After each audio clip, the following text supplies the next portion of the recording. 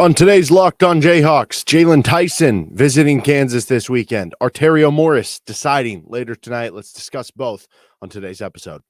You are Locked On Jayhawks, your daily podcast on the Kansas Jayhawks, part of the Locked On Podcast Network, your team every day.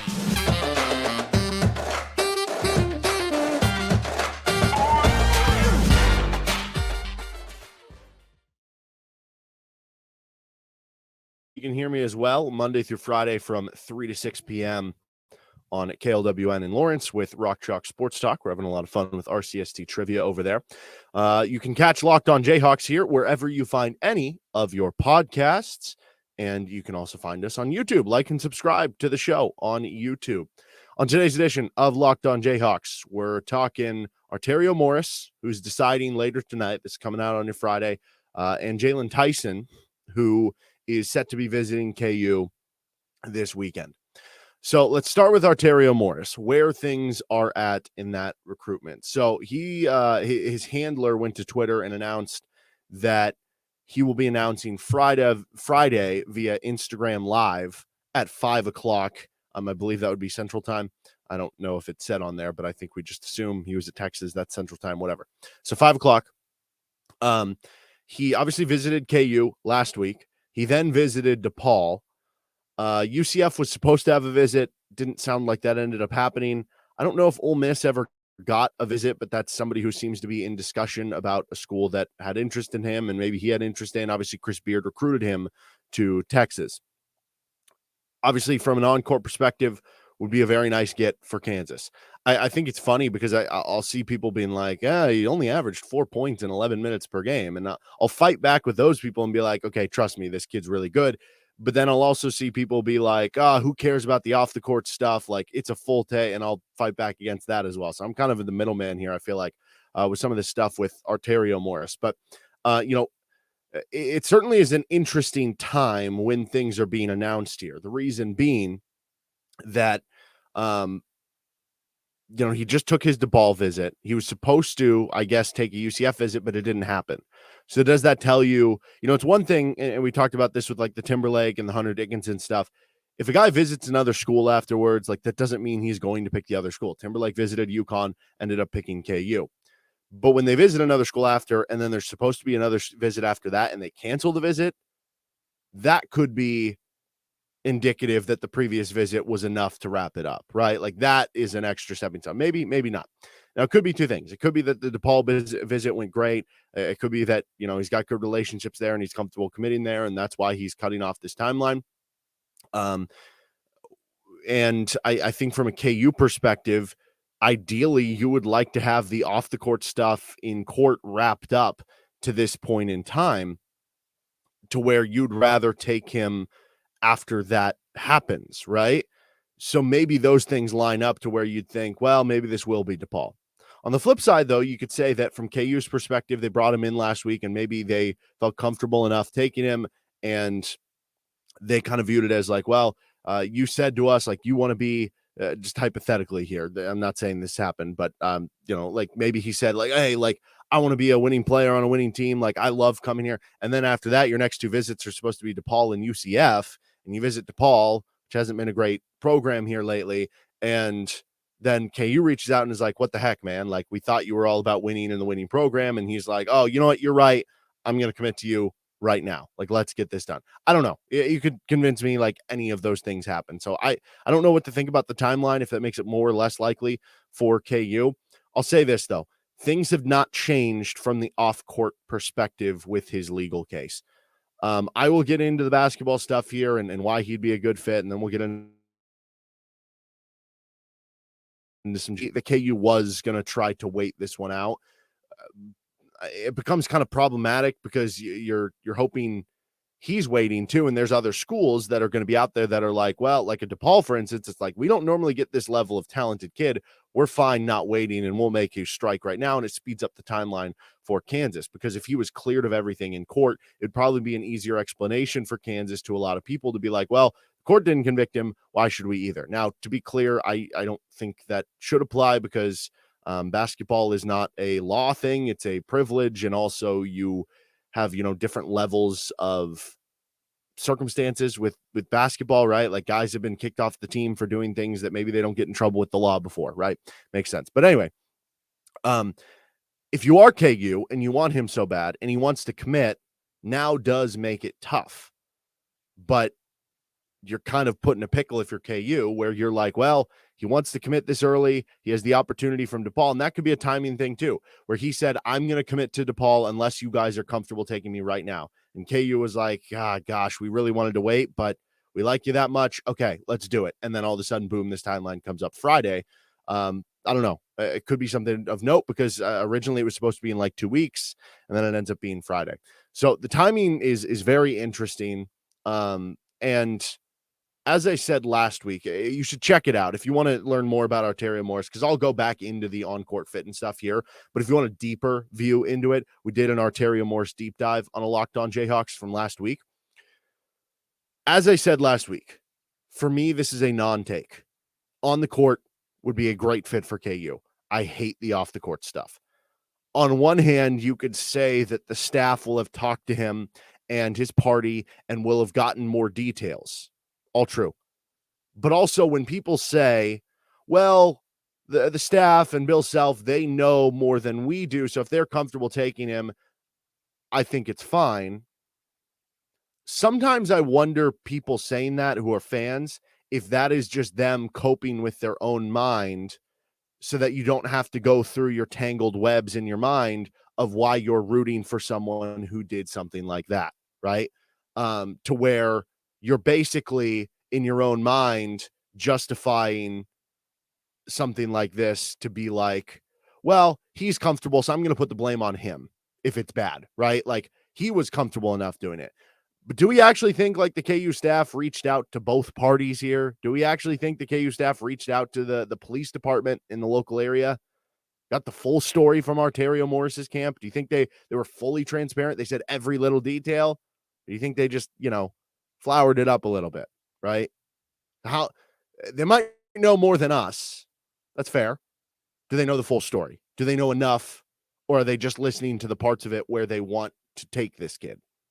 I don't know. Still though, Bill Self has booted guys from the teams in the past. This isn't like Bill Self has been running a program that, is unorganized and stuff. He's had no problem if somebody has crossed the line, booting them off the team. And I think you give your respect for Bill Self to that, right? Like J.R. Giddens had I think it was a battery charge. And he got, mutually departed from the team and ended up going to New Mexico. Brandon Green had all sorts of stuff that ended up causing him to go off. Same with like LeGerald Vick, right? It's not like Bill Self has always just kind of laid down and accepted whatever happened. No, like he is proactive on this stuff. So maybe that does give you more reason to trust Bill Self if you would bring on somebody like this. But also at the same time, all those guys doing those things that eventually got them off the team at KU, they happened on KU's watch. This did not. So I wonder how much KU is viewing it as A, we don't have as many details, and B, he didn't do anything wrong for us, so why should we value it? Honestly, that is kind of similar a little bit to how the Chiefs do things sometimes, right? Like with the Tyreek Hill situation, and sometimes the Chiefs will bring in guys who have had issues off the field, but if they don't do them with the Chiefs, if they do them with the Chiefs, you get a Kareem Hunt, right? He gets released from the team. But if you don't do them with the Chiefs, they view it as we're giving you the second chance. We're going to try to rehabilitate you. And as long as you don't mess up under our watch, we're going to have a good relationship. Maybe that's something similar to how KU is viewing this. But then you get into the crime. Was it full-fledged hitting a significant other? No. Based on the reports, allegedly, I guess I should say, in all this. So that's a positive, right? There are different levels of things, but it is allegedly dragging a woman out of bed and on the floor and pulling them close to you so you can probably yell or something to that notion, right? Allegedly, based on all these reports and the police documents and stuff. Is that okay either? No, it's not. And I think it's easy sometimes for fans to just be like, oh, he just dragged him. Like, yeah, it's not that big of a deal. Put yourself in the shoes. Put yourself in the shoes of the significant other, or even if you did that to your significant other, what would happen? Imagine dragging someone out of the bed and the fear and the screams in their eyes. Imagine that. Seriously. Now, does someone typically only do these things once? I don't know. Were there videos of Morris with a gun waving around threatening as well? No clue. Seems like that kind of stuff got scrubbed from the internet. There's a lot of talk about it on the internet, but why is it scrubbed? Like, how would it be possible to scrub stuff in today's day and age on the internet? All fair questions. Is it because it wasn't him in the video? Is it because that video of somebody waving a gun, was it not Arterio Morris, or was it him, but from a different situation where it wasn't him in regards to this girl? And if that's the case, then I guess it clears you for that situation. But then you have a lot more questions pop up to be like, wait, this happened in another situation? What's going on here? So I don't know the answers to like all those questions I just asked, and it sucks. And it's tough for me because I do believe in second chances. He has not been convicted in court. At least, we don't have a court date yet, so could go either way, right? And it makes it tough. But we also know there is some gray area here with what people get away with in court. And also that because it has to be, you have to be like 100% proven without a doubt. Right. And just because someone gets a second chance does not necessarily mean that someone deserves the privilege of playing for KU basketball, of going from Texas to Kansas, of improving their situation. Technically, I just really, really don't want to see Morris in a KU uniform, like point blank. But it feels like that's something that is a real coin flip possibility at this point in time between them and DePaul. So I guess part of me is just trying to rationalize. And like I said, there are certain parts of this that I can rationalize too. But I hate that. Let's just get into the basketball fit next. I don't really have anything else to talk about. I've talked ad nauseum about this for the off the court stuff. So you might agree, you might disagree, but that's kind of my take on it. All right, how he would fit at Kansas. We'll get to that next with Locked On Jayhawks. But first, this episode of the show is brought to you by Built Bar. Looking for a delicious snack, but don't want all the sugars and calories? Then you got to try Built Bar. It's the best tasting protein bar ever. They're covered in 100% real dark chocolate, so they're going to taste good for that reason.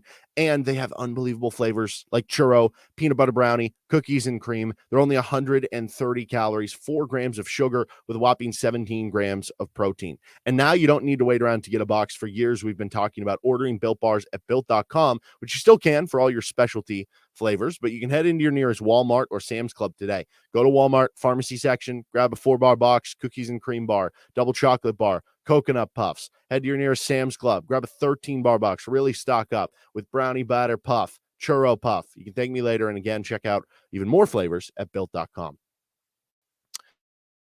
How Arterio Morris would fit in at KU. Well, at this point in time, because I think when we did the Arterio Morris deep dive last week, I can't remember if it was before or after Nicholas Timberlake had committed, but now you do have that part of it.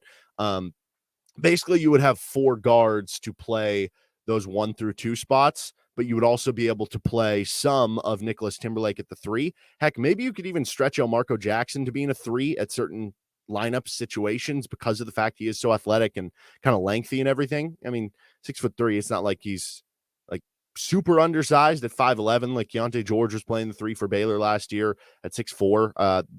That happens all the time in college basketball. So really you would have 4 guys to play 2.5 spots, I guess you could look at. Where maybe you would say like, oh, there's 100 minutes to divvy out between the 40 minutes at the 1, the 40 minutes at the 2, and maybe like half the time at the 3, right? So if you have 100 minutes to divvy out, Dajuan Harris gets 35 minutes per game. You're left with 65. Let's say that Elmarko Jackson gets 25 minutes. You're left to 40. Let's say that, or I don't know, Elmarko gets 22, and now you're left with, 43 minutes, and 20 go to Nicholas Timberlake, 23 go to Arterio Morris, and they're all in that 20 to 23, 25 range outside of Dajuan Harris. That's very doable for you to accomplish that as far as the minutes go. He would come in. I think that right now I'm viewing Elmarko Jackson as being the guy, even if you expect Dajuan to play 32, 35 minutes a game. It's not a ton of backup point guard minutes to be had, but right now, I'd view Elmarko to be that guy that would fill in there. I don't know if it would still be Elmarko or Arterio Morris, but one of them would do it. And then you would have a lot of 2 minutes with both of them kind of playing as that extra ball handler out there. Now,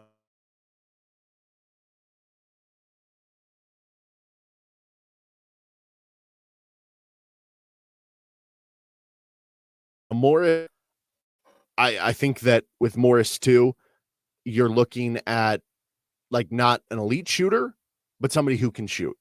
33% from 3 this past season, shot over 40% from 3 over the final 2 months of the season. So started to improve that. And if he was shooting 33% as a freshman, it's natural to think, because one of the things that improves the most the longer you stay in college is your shooting. It's natural to think that maybe he could bump up to 34, 35%. Now, it wasn't a ton of volume for him, so it could just be 33% on bigger volume. But 34, 35%, on a little bit bigger volume, that should be enough, I think, for this Kansas team. Just get to that 34 kind of percent range, especially with his athleticism. And the big thing there is the defense. You look at synergy, he is in the 83rd percentile in overall defense, 85th percentile in man-to-man defense. So a really good defensive pressuring guard. If you have Arterio Morris and Dajuan Harris as your two pressuring guards, Marco Jackson's athleticism coming in there too, I mean, that is an unbelievable front court, and it helps further cover up if Nicholas Timberlake isn't the best defender, and allows you to play him even more as a floor spacer, which is obviously very important because this team needs more floor spacing and needs more shooting. So, like I said, I'm not a fan of the off-the-court stuff, but if you did take that away, and if you have the answers to explain away that stuff, and you can do that, then the on-court fit is fantastic.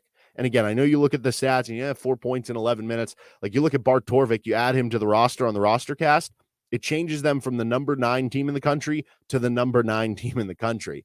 So on one hand, you could view it as like, well, is the off the court stuff worth the difference of not really changing much? But that's based on last year. And there is natural progression from a guy who was a 5-star recruit, who was the 16th overall player in the country, to get better in year 2. Additionally, he also didn't have as big of a role because he was behind Marcus Carr, Tyrese Hunter, Serge Jabari Rice, right? Like, it's not like he was behind nobodies there. Those are really good guards for Texas. So as far as the on-court fit, he would be a really good player for KU. All right, we're going to finish up here with Locked On Jayhawks. Again, if you want more on Arterio Morris, check it out on our deep dive from last week, how he would fit in with Kansas. But we'll finish up with a quick bit on Jalen Tyson. So Jalen Tyson is supposed to be visiting. I think it was reported combination of a couple different places. I think Jayhawk Slant said he was coming in on Friday. I think Michael Swain with 24/7 Sports said he was going to be going through Sunday. So sounds like a full weekend visit for Jalen Tyson. And there were a couple like crystal ball picks on 24/7 for Tyson to go to Cal. He had his visit with Cal last week. He's got like Fardaws, Amac, his former teammates there. I think one of their former coaches. He just has good relationships there. Everything else, though, you think about for Kansas, the NIL money, the opportunity to win, he would still be. Now, maybe at Cal, I guess you could argue that the opportunity is more. Like, maybe at Cal, he averages 15 points per game. At Kansas, maybe it's 11 or 12. But he probably would still be a starter at Kansas or play starter level minutes. So it's not like the role is that different. But the facilities, the crowd, the fan support, all that stuff is going to be better at KU than Cal. The one thing that could keep him at Cal is the relationships. That's something you can't always overcome. Sometimes somebody's personal relationship with a coach or another player or something is just enough for them to go there, and they want to just feel comfortable. And if that's what happens, then that's what happens, and there's nothing that KU could have done to overcome. But the fact that he did not just shut everything down and is visiting KU even after the Cal visit says that he's probably still at least left the door open a little bit, right? And if you leave the door even a crack open for Spring Bill with everything that KU has at their disposal from resources, it's going to make it tough for other teams.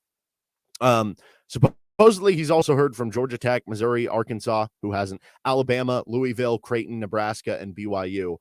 Kansas is very clearly the top school on this list. I guess you could say like Alabama after last year, but I mean, obviously Kansas is the blue blood there of that list. So he would be a perfect fit for KU if they can bring him in.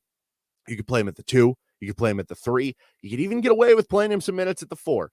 You wouldn't want to do that a ton.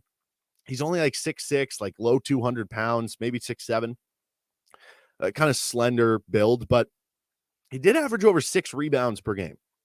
He can hold his own there. And if you're playing a really big, center with a Ernest Uday or Zuby, it's not the same as if you played him as the 4 with KJ at the 5, right? So you could probably get away with more of that if Ernest or Zuby is in there, or who knows, if you land Hunter Dickinson, right? Then it becomes more of a possibility. But he can kind of play up and down the lineup for you, be a good rebounder. He was a really good defender at Texas Tech last year, really good shooter, really good spot-up shooter. He can hit from all 3 levels for you.